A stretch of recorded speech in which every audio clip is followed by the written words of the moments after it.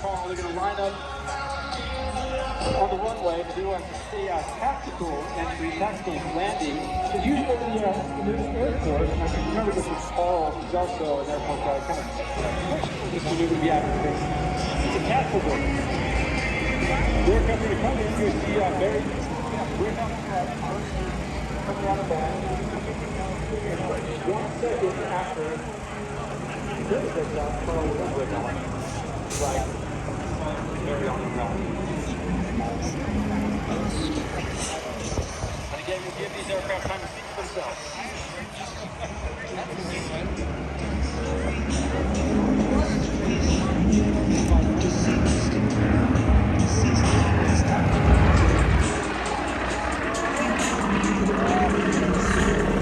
Got it.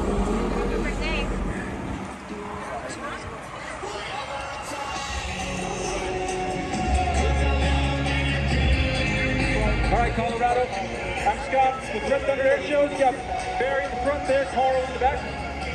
Stick around. We're just having some autographs. We'll throw something on there. And we'll see you later.